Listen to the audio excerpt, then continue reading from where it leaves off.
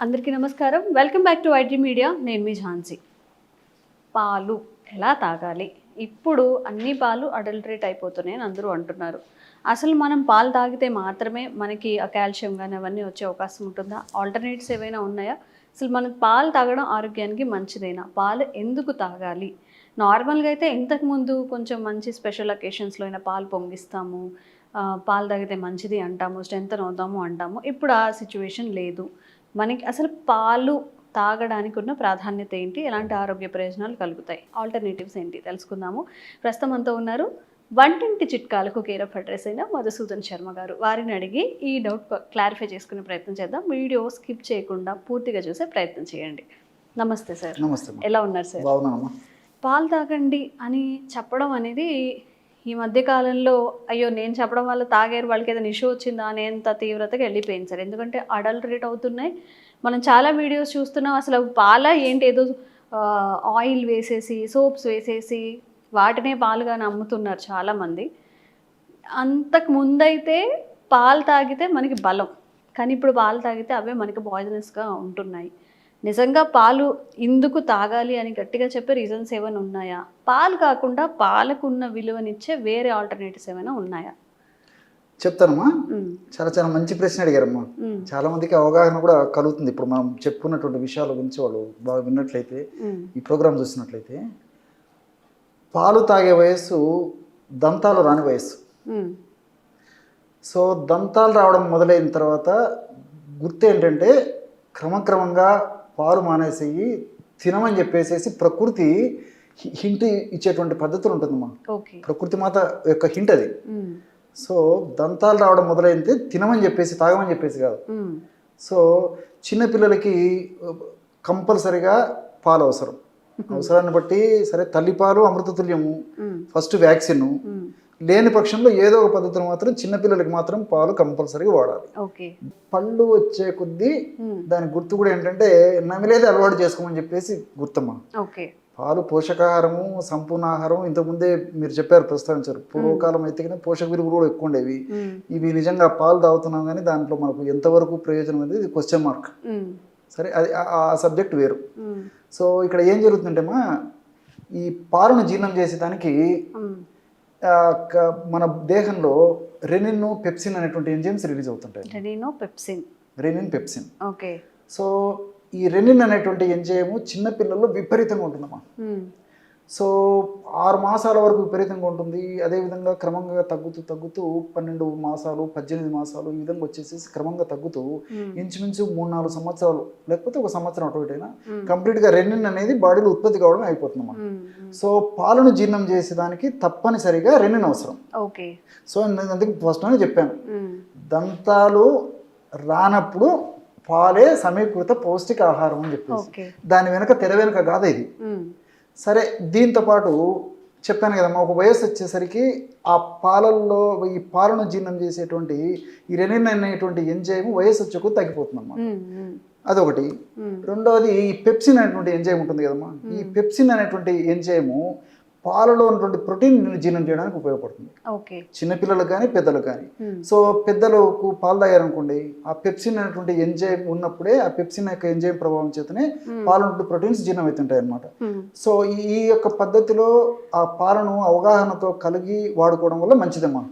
పూర్తి నిషిద్ధం అని చెప్పను, కానీ పాలే కంప్లీట్గా ఆహారం, పాలకు ప్రత్యామ్నాయం ఏది లేదని చెప్పేదానికి కూడా అవకాశం లేవు ఏమా. సో పాలైతే మంచిదే. మీరు అన్నట్టు గేదెకు మంచి ఫీడింగ్ జరిగేసేసి మంచి పాలు దొరికేసేసి తీసుకోగలిగితే దానివల్ల లాభాలు కూడా ఉన్నాయమ్మా, తీసేయడానికి లేదు. సో ఇలాంటి యొక్క పాలను ఏదైతే ఇప్పుడు ప్రస్తుత పరిస్థితులు దొరుకుతున్నాయో ఇలాంటి యొక్క పాల వల్ల చెప్తే కదమ్మా, చిన్నపిల్లలకైతే చాలా అవసరము. వయస్సు వచ్చే కొద్దీ క్రమక్రమంగా పాలను మార్పించేసి గట్టి ఆహార పదార్థాలు పెట్టాలమ్మా. ఇదొకటి.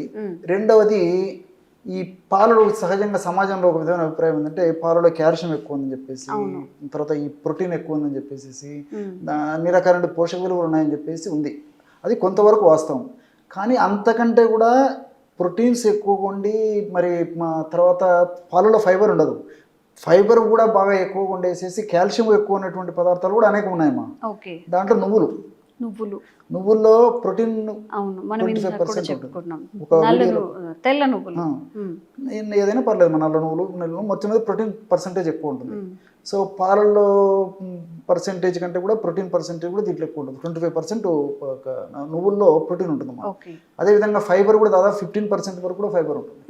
సో పాలలో ఫైబర్ లేదు. సో వయస్సు పెరిగే కొద్దీ ఎదిగే కొద్దీ ఫైబర్ ఉన్నటువంటి ఆహారం చాలా చాలా అవసరం అమ్మా. ముందు ముందు భవిష్యత్తులో అనేక రకాలైన దీర్ఘకాల వ్యాధులు రాకుండా ఉండాలన్నా ఫైబర్ పాత్ర ఎంత ఉంది.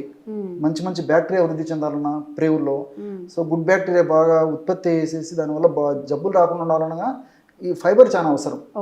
కాబట్టి ఈ చిన్న పిల్లలకి ఏం జరుగుతుందంటేమా, ఈ నేను చెప్పినటువంటి పద్ధతిలో ఆ చిన్నపిల్లలకి పాలు వాడుకోవడం వల్ల ఏం జరుగుతుందంటే ఈ యొక్క ప్రభావం చేత ఈ యొక్క పాలు చిన్నపిల్లల్లో గుడ్ బ్యాక్టీరియాని డెవలప్ చేసడానికి ఉపయోగపడుతుంది. సో కంపల్సరిగా 6 మాసాల వరకు 100కి 100% నిక్కచ్చిగా చిన్నపిల్లలకి, ముఖ్యంగా తల్లిపాలు అలవాటు చేసినటువంటి పిల్లలమ్మా భవిష్యత్తులో షుగర్ త్వరగా రావడం కానీ, తర్వాత కొంచెం భయంకరమైనటువంటి జబ్బులు రాకుండా ఉండేది కానీ, తర్వాత ఊబకాయం లాంటి సమస్యలు రాకుండా ఉండేది కానీ ఇది చాలా ఉపయోగపడుతుందని చెప్పేసి ప్రపంచవ్యాప్తంగా జరిగినటువంటి అనేక పరిశోధనలు కూడా రుజువు చేస్తున్నాయమ్మా. సో దీని కాన్సెప్ట్ ఏమంటే, చిన్నపిల్లలకి తల్లిపాలు ఇవ్వడం వల్ల ప్రేగుల్లో మంచి బ్యాక్టీరియా బాగా వృద్ధి చెంది చెడు బ్యాక్టీరియా ఆల్మోస్ట్ నిల్ చేసేటువంటి పరిస్థితి ఏర్పడుతుంది. కాబట్టి పిల్లలకు వేసేటువంటి పునాదే అదేమ్మా. అందుకే ప్రపంచంలో అత్యుత్తమైనటువంటి ఈ యొక్క వ్యాక్సిన్ ఏదైతే ఉందని అనుకుంటామో అది మాతృక్షీరం అని చెప్పేసి నేను చెప్తుంటానమ్మా. కొన్ని వీడియోస్లో కూడా చెప్పడం జరిగింది. సో మాతృక్షీరం అనేది first vaccine in the world to the child. So ఎప్పుడైతే గట్ బ్యాక్టీరియాను అద్భుతంగా మనం డెవలప్ చేసామో, సో న్యాచురల్గా అటువంటి పిల్లలకి అజీర్ణ సమస్యలు రావు, తర్వాత హార్మోనల్ ఇంబ్యాలెన్సెస్ రావు, తర్వాత వెయిట్ ప్రాబ్లమ్స్ కానీ, షుగర్ ప్రాబ్లమ్స్ కానీ, బీపీ ప్రాబ్లమ్స్ కానీ, కొత్త జబ్బులు ఈ రోజు కూడా లేని కూడా రేపు కొత్త వస్తున్నాయమ్మా. సో అవి కానీ ఆ జబ్బులు రాకుండా ఉంటాయి. వ్యాధి నిరోధక శక్తి పెరిగేటువంటి పరిస్థితి ఏర్పడుతుంది. గుండె జబ్బులు రావు. అదేవిధంగా వయసు వచ్చే కొద్ది మెమరీ లాస్, తర్వాత ఈ పార్కిన్సన్స్ సమస్యలు ఇలాంటివి కూడా కలుగుతుంటాయమ్మా. ఆల్జిమర్స్ అని చెప్పేసి అలాంటి జబ్బులు రాకుండా ఉండేందుకు కూడా తల్లి మొదట పిల్లవాళ్ళకి వేసేటువంటి పునాది మాది. అందుకే అంత నేను నొక్కి చెప్పడం జరుగుతుంది. సో కాబట్టి అంటే పాలు మంచిదే. ఏది ఎప్పుడు ఏ పద్ధతిలో ఎలా సద్వినియోగం చేసుకోవాలో అలా సద్వినియోగం చేసుకున్నప్పుడు మనం అనుకున్నంత ఆరోగ్యం చేకూరేటువంటి పరిస్థితి ఏర్పడుతుంది. కానీ కేవలము సంపూర్ణ ఆహారం అని చెప్పేసి మరి పిల్లలకు, పెద్దలకు, మధ్య వయసు వాళ్ళు కేవలం పాలతోనే ఆహార పరంగా ఎక్కువ భాగం పాలనే వినియోగించడం వల్ల కూడా కొన్ని పోషకాంశాలు కూడా తగ్గేటువంటి పరిస్థితి ఏర్పడుతుంది. అందులో ముఖ్యంగా ఈ కాలంలో వచ్చేటువంటి పాల వల్ల మరిన్ని ఇబ్బందులు ఎదురేటువంటి పరిస్థితి ఏర్పడుతుంటుంది. అట్లేమా ఈ ఎదుగుదల వయస్సులో పిల్లలకు కంపల్సరిగా పాలు ఇవ్వకపోయినా నేను చెప్పినట్లు ఈ నువ్వుల్లో కాల్షియం ఎక్కువ ఉంటుంది. అదేవిధంగా దీంతో పాటు ఆకుకూరలు బాగా ఇస్తున్నారమ్మా. ఆకుకూరలో కూడా దాదాపు 4-5 రెట్లు కాల్షియం ఎక్కువ ఉంటుంది. సో మామూలుగా 10-12 రెట్లు పాల కంటే కూడా ఈ నువ్వుల్లో కాల్షియం ఎక్కువ ఉంటే ఆకుకూరలో 4-5 రెట్లు ఎక్కువ ఉంటుందమ్మా. సో ఇలాంటి ఇవ్వడం వల్ల ఎదిగే వయసు పిల్లలకు అనేక రకాలుగా మేలే జరుగుతుందమ్మా. పాలు ఇవ్వచ్చు, వద్దని చెప్పాను. కానీ సో మీరు మొదటనే చెప్పారు ప్రత్యామ్నాయం కూడా ఎలాంటి ఆహారం వాడుకుంటే బాగుంటుందని చెప్పేసి. సో ఇలాంటివి బాగా నువ్వులు లడ్డు తీసుకోవడం కానీ, లేకపోతే ఆకుకూరలు ఎక్కువ తీసుకోవడం వల్ల మరి అంతకంటే కూడా బాడీకి కాల్షియం ఎక్కువ ఉంటుంది. దానివల్ల మరి ఎముక బలం ఉంటుంది, వ్యాధి నిరోధక శక్తి బాగా పెరిగిపోతుంది, ఇతర అనారోగ్య రుగ్మతలు ఆరోగ్యపరమైన సమస్యలు రాకుండా ఉంటాయి. మల్టిపుల్ బెనిఫిట్స్ ఉంటాయి. కాబట్టి మరి అవసరాన్ని బట్టి పాలు వాడుకుంటూ నేను చెప్పినటువంటి పద్ధతులు వాడుకోవడం మంచిదమ్మా. ఓకే, ఒక ఆల్టర్నేట్ అని చెప్పుకోవచ్చు. నిజంగా చాలా మోసాలు చూస్తున్నాం బయట మిల్క్కి సంబంధించి. కేవలం పాల నుంచి మాత్రమే మనకు కావాల్సిన కాల్షియం కానీ ఏవైనా మినరల్స్ ఉంటే అవి రావాలని కాకుండా నువ్వుల్ని కొంచెం రోస్ట్ చేసేసి ఒక స్పూన్ కర్రీస్లో చల్లేసుకోవడం, పిల్లలు తినరు అంటే దానికి కొంచెం మిక్సీ పట్టేసి బెల్లం కలిపేసి నువ్వులు ఉండలు ఇవ్వడం, అలా కూడా తినట్లేదు అంటే పౌడర్ రూపంలో చేసి కొంచెం తక్కువ క్వాంటిటీస్లో ఏదైనా వాటర్లో కానీ పాలల్లో మనం తినిపించాలి అంటే ఎట్లయినా తినిపించవచ్చు పిల్లలకి. అండ్ పెద్దవాళ్ళలో కూడా ఇప్పుడు హైదరాబాద్ లాంటి లేకపోతే ఒక సిటీస్లో ఉన్నప్పుడు మంచి పాలు అనేది ఒక కళే అండి. మనం చాలా ఒక 30 రూపీస్ ½ లీటర్కి పెట్టేది ఒక 100 రూపీస్ పెడితే కానీ మనకి ఒరిజినల్ పాలు రావు. సో ఆల్టర్నేటివ్స్ ఉన్నాయి కాబట్టి వాటిని అన్నిటి కూడా మనం యూజ్ చేసుకొని సేమ్ బెనిఫిట్స్ పాల వల్ల ఎలా వస్తాయి వీటి వల్ల కూడా. ఆకుకూరలు ఎంత కాస్ట్ చెప్పండి? 10 రూపీస్కి 2 కట్టలు అలా తెచ్చుకొని చక్కగా వీక్లీ ఒక 3-4 టైమ్స్ తింటే పుష్కలంగా మనకు కావాల్సిన ఏవైతే పాల నుంచి వస్తాయో కాల్షియం ఇలాంటివన్నీ ఉంటాయి అవి కూడా వస్తాయి. తప్పకుండా ట్రై చేయండి. మీకు ఎలా వర్కౌట్ అయ్యిందో కామెంట్స్ రూపంలో తెలియచేయండి. ఇంకెలాంటి సమస్యలు ఉన్నా కానీ కామెంట్ చేయండి. తప్పకుండా వీడియో చేసే ప్రయత్నం చేస్తాం. Thank you sir. And for more videos, Please subscribe to iDream. Please subscribe to iDream. Please subscribe iDream. And please subscribe to iDream. For more videos, subscribe to iDream. please like, share, and subscribe to the channel. Congratulations, iDream. Subscribe to iDream. Subscribe to iDream.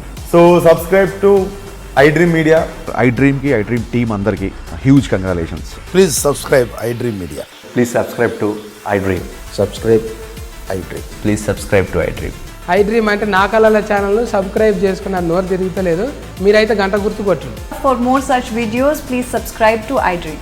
Subscribe to iDream. Please subscribe to iDream. Please subscribe iDream Media. Please do subscribe to iDream. Please subscribe to iDream Media. For best entertainment and information, please subscribe iDream. And don't forget to subscribe to iDream.